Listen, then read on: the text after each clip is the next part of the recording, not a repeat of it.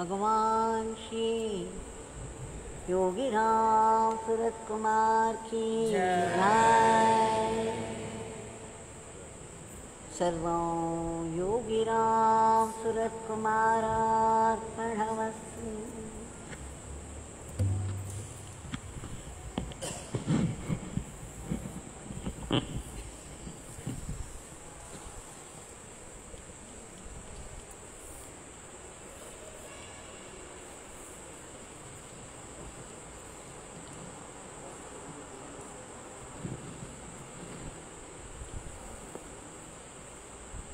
It is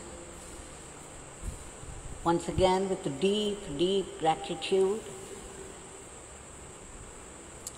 that we have been able to gather here and chant His powerful, auspicious name, the powerful shrine of Bhagwan. It is no small grace. Fortunate are we to have invoked this grace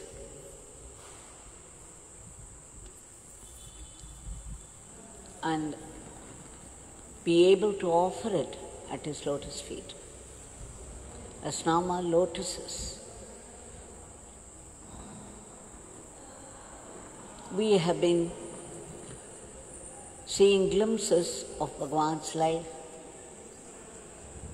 for nearly now 1.5 years, with the exception of 1 month in between. Every day, some glimpse or the other of Bhagwan's life, or the glory of Bhagwan's Nama, the experiences of various devotees, and the great teachings that he lived. Every one of them.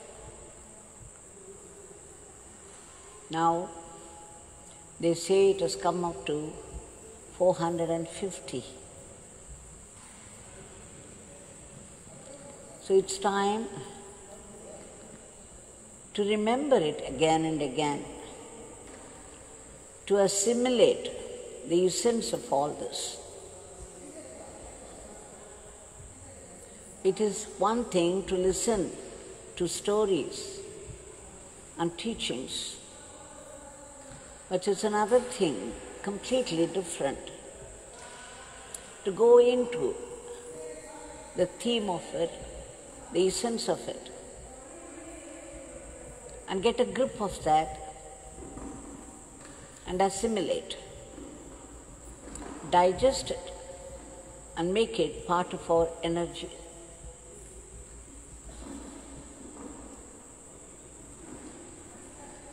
It's called manana. Shravana is listening, and then comes manana.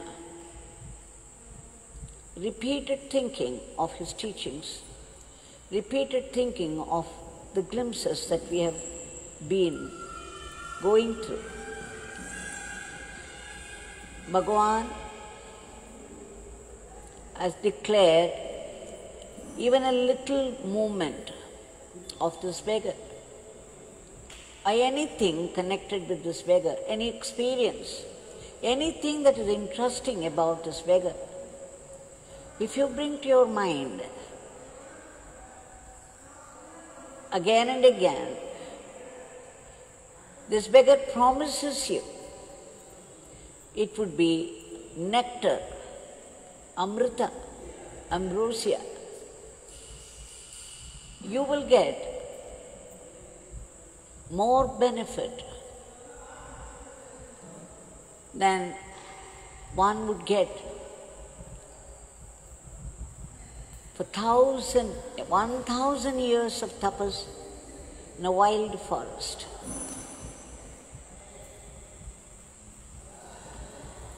So you see, he has made it so simple and easy. Just chanting his name or remembering any incident, anything about anybody's life connected with Bhagwan. Here is a big offering that you would get more benefit than you would get for 1,000 years of tapas in a dense and wild forest. Who could be so generous, so magnanimous, except the Guru, whose only concern is the devotees' welfare.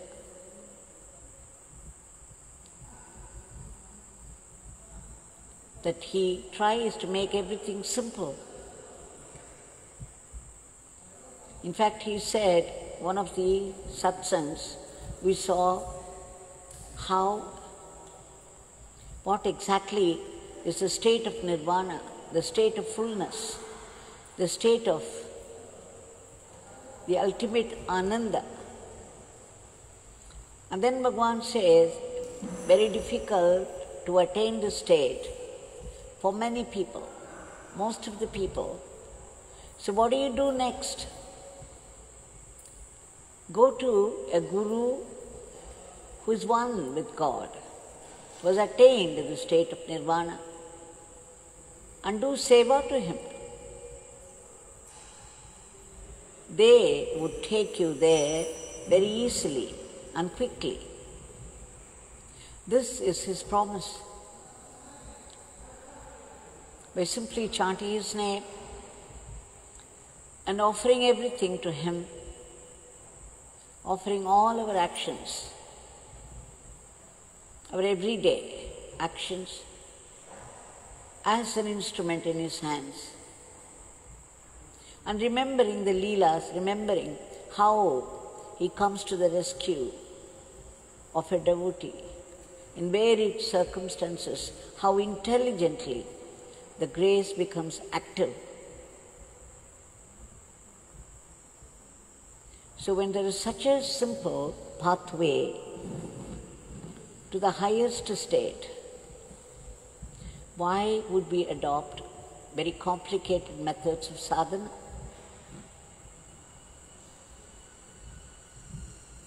So let's remember, we have listened enough.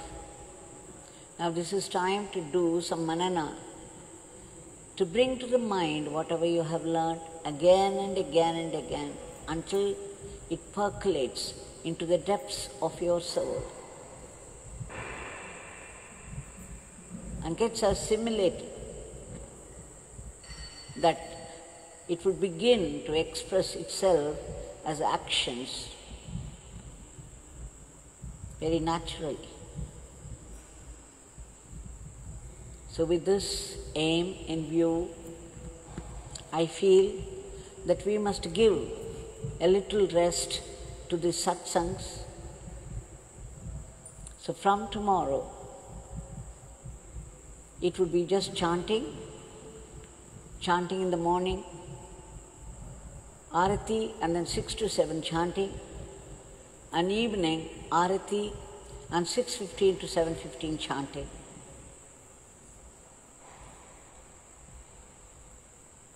In the meantime, if there is any question which is relevant to our everyday life, our everyday sadhana, which needs some clarification, or some teachings of Bhagwan which we don't get the wind of, we can discuss it as per the prompting of Bhagwan from inside. Now there is one question which I dealt with this morning in Tamil, which we would repeat in English now, and with that we would conclude this series. Vaishnavite devotee says that in Vaishnava Tattva, it is the custom, it is the tradition that the devotee says, whatever mistakes I have committed, whatever sins I have committed, I beg your forgiveness, O my Lord. I am responsible for them and I have done it out of ignorance. Please forgive me, begging for forgiveness with the assurance that I would not indulge in it again. And whatever good has come out of me, it is by your grace. That I am very grateful to you for that. Now this sounds perfect. This is what we exactly feel the way we are now, completely ruled by the ego self. Here, it has been given to us to understand what is good and what is bad, to discriminate.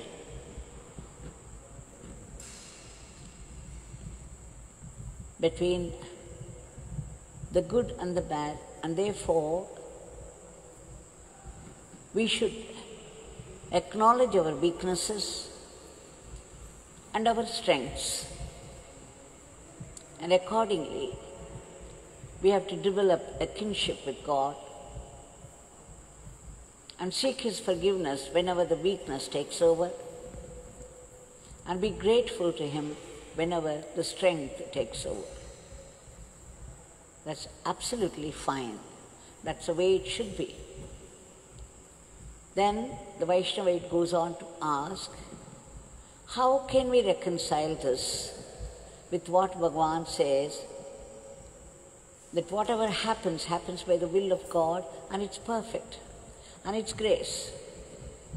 How can I do something terrible and say, it is perfect, it is the will of God, it is grace, and walk away, get away with it? Is that dharma? How can Bhagwan say whatever happens is perfect? The question is very relevant, and we are bound to clarify this.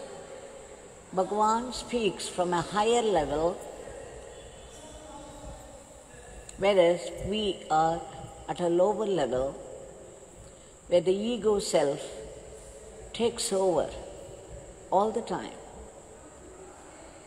In the beginning of worship of God, we define grace as something granted by God when we wish for it. The fulfillment of our prayer is considered as grace. And when something goes wrong, after much prayer to Bhagwan, if it doesn't happen what we want, what we have prayed for, then we feel let down by God. We say, how can Bhagwan do this to me? Doesn't He have ears? Doesn't He have... Will He not see what I am going through? Will He not hear me? My screaming, my cries. How could He do this to me? So, when this is the level, the state of our consciousness, then it is very true, we have to acknowledge whenever God fulfills our prayer, we can acknowledge it as grace. And the other times, what Bhagwan says, instead of branding it as let down by God, you think that God is doing it for your own good.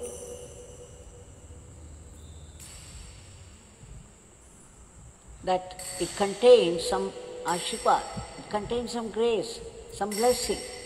You do not know what it is while it's happening because it looks so negative. But if you very obstinately believe that it's God-given and God is my well-wisher, He would definitely not harm me, so it's got to be a blessing. And then soon it stands revealed how it's a blessing. But here we need to have faith in the statement, in the saying of Bhagwan. Someone who is in communion with God all the time, who has become one with God, he can only speak the truth. Since it is not our experience, it is not our truth, it is only the truth of a jnani. So what do? We trust him. We trust his wisdom. So it's a lesson for higher classes. When you are in 5th standard, when you are in elementary school, it may be very difficult to understand the reader meant for 10th standard, 11th standard, in a higher class. And again, when you are in high school, it would be difficult to understand your PhD lessons. So there are levels and levels. At our level, where our ego is very active, there is good and there is bad. These are all relative truths. When we live in the world of relative truths, what the Vaishnava it says is right. I have to repent for what I have done, because I am all the time thinking that I am doing it. I am thinking, I am talking, I am doing. So I have to face the punishment for my sins. So nobody can walk out saying, God has willed it and that's why I have done it. So it's left to God to deal with it. God would deal with it the way He likes. So when He gives punishment also, it is by His will. You have to take it. When you receive punishment for a sin, then also you must think that it is God's will. And receive it, accept the punishment. You cannot just get away with it, putting the blame on God and escape. Where you have to accept the punishment as well as His grace, as His will and grace. This is a higher level lesson where you believe that God is the source of all life. God alone exists. There is nothing else, no one else. Like our Bhagwan says, like Sri Raman Maharishi says, there is only the self, there are no others.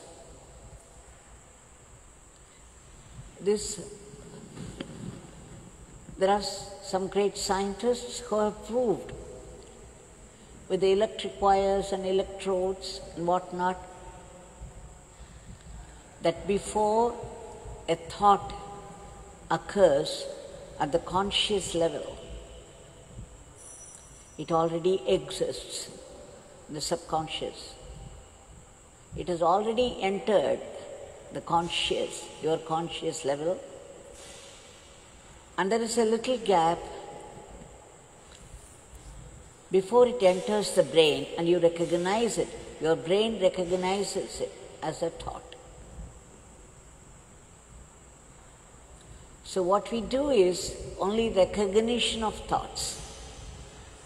You can go sit in a corner and say to yourself, okay, I want to think now, and try. Whether you are able to think only what you wanted to think. It's raising of thoughts, streaming. And thoughts may come from outside, thoughts may come from inside. You don't even know where they are coming from. You simply acknowledge them as yours. But even the modern experiments prove that before the thought is recognized by the brain, it has already entered the conscious level. There are the experiments, the details. We have no time to go into the details of the experiment.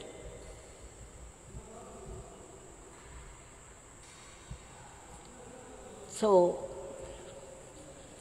something like ringing a bell, they say they keep some people, and the command comes from the brain to ring the bell, and before they do it, there is an electrical impulse showing that even before the thought enters as a command, the electrical impulse is there, which is indicative of the thought, the presence of thought. So there are other experiments as well, we wouldn't go into it. The fact is, the thought enters your consciousness and then the brain recognizes it. And there's a gap, which means the thought has already come to you, you merely recognize it. You don't think the thoughts. What does that again mean? That you have already been programmed. Your role as so and so in such and such family, in such and such society, in such and such country. It is completely designed already, preordained. You are a programmed robot.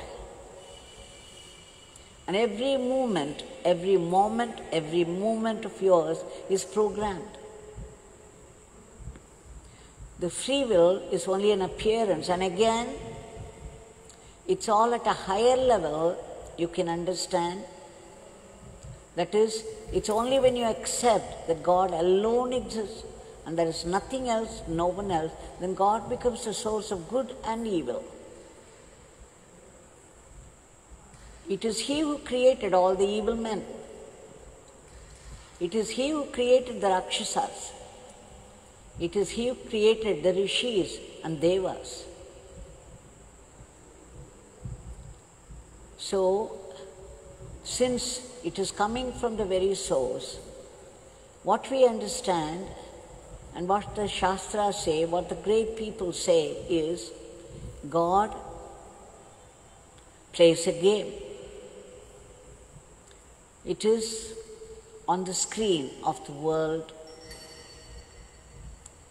God is eternally running a show, a world show where He plays the role of the hero, He plays the role of the villain, He plays the role of these sub-characters. He is the dialogues, He writes the dialogues, and He is the dialogues. He is the costumes, He is the director, and He is the audience. It is for His own joy that He is running this show from eternity to eternity, where He plays the one divinity, takes up the role of every creature of His creation and play out the role to perfection. So when you look at it from that point of view, from the highest truth, then whatever happens is perfect. Whatever happens, happens only by His will, and it's perfect because God is perfect. His Leelas are perfect. It's like you climb up the mountain, you go to the very peak, and look from there, the view of Tiruvannamalai is different. You come down the hill to the road and look at everything. The view is entirely different, and both are true at their levels, because they are your experience. So, it is only in the beginning we say that all the mistakes are mine. But as you develop, as you purify your mind more and more, as the heart gets purified, you begin to see the grace of God in everything. Bhagwan was able to say, even after 3 days of starvation, he was able to say, by Father's grace, this beggar didn't get anything at all to eat. He's talking from the peak of the mountain. we would also be able to do it at some time or the other, in some janma or the other. The evolution is going on for every creature. And the srishti, the creation, the sustenance, sthiti, and vinash, that is the destruction. It's going on from eternity to eternity, and it's all by the will of God. And it is He who plays all the roles. So when somebody is suffering, and then you say, why would God let him suffer so badly? God would say, my dear boy, I am suffering. I am playing your role, and it is my suffering. You take it upon yourself and you say you are suffering.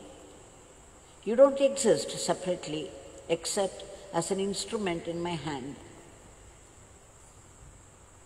So the idea is to practice that He is the doer, that God is right inside me, and He has put the life in me, He has put the breath in me, and He is activating my brain to think. He is activating my eyes to see. He is activating my ears to hear. He is activating my whole body to move about. And it is He, through this instrument, is doing everything. He is the real doer. So I have no right to own up anything at all. So I cannot own up the evil, nor can I own up the good. Both good and the evil, they come from the source within. The source that is playing out your role. So what I am trying to say, at our level, you cannot say, Aham Brahmasmi, I am God. And then the next minute somebody gives you a slap and then you would scream out of pain and you would swear. If you are God, you cannot do this. So it's one thing to say Aham Brahmasmi, and it's entirely a different thing to experience it. So at our level, what the Vaishnava says alone is true, because I think that I am doing, I am thinking. But I am not thinking, the thought enters and my brain merely recognizes the thoughts. I've been designed in a certain way, and that's the way I would play my role without knowing it. So, at our level, I have to admit the mistakes that I have committed and beg God to forgive me and attribute all that is good in me to the grace of God and be grateful to Him. As we develop this attitude and go about it more deeply, the heart will get purified more and more and more, and at one level, you will understand the subtleties of creation and sustenance, how the law of karma is playing up, continuing this creation from janma to janma, from time to time, and how everything happens in our world where the ego is very active by the relentless law of karma. So I hope I have explained to the best of my ability, and if there is still doubt, maybe we could take it up some other time. But unless we get questions relevant to our everyday life like this, we would give our satsangs a temporary rest until I get the prompting again from Bhagwan. Let's submit our today's prayer. Bhagwan, the what? Karuna Sagar, the ocean of grace. Just cast one compassionate glance upon us, and then the whole entire humanity will get released from the clutches of these terrible viruses, and there would be normalcy. Once again, the cheer and activity of life. We beg you again and again, 1,000,000 times, to wipe out, to uproot the negativities of heart, the panic, anger, grief, jealousy, self-pride, and desires for the worldly things, one after the other, multiplying desires. Only you can uproot them, and we can only beg you to do it because you are the doer. You are play acting our roles, and we are helpless before it. And Bhagwan, kindly arrest the rapid spread of the diseases, enter those medicines so that the medicines would work to destroy those viruses and all those great people who are fighting the disease in the field, unmindful of their own comfort and the challenges they have to face. Please give them protection and all-round welfare. We also beg you for a boost to our economy and support to all the steps that are being taken towards its development. Above all, we beg you again and again, 1,000,000,000 times, for constant remembrance of your name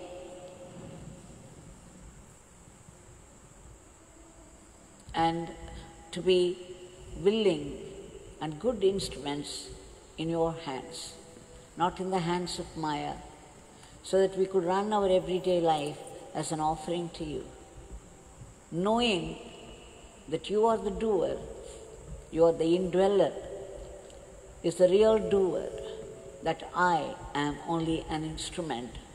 It's just recognition of this, remembering this truth, recognition of it, and practicing it is all that we can do and that we should do. And then we seek that final, huge, supreme grace by which we get complete purification, so that we could only see, like Bhagwan, Yogi Ramsuratkumar, all those great masters who lived before him, only your presence, your blessings, and your leelas in all happenings of life, in all places. Jai Yogi Ramsuratkumar.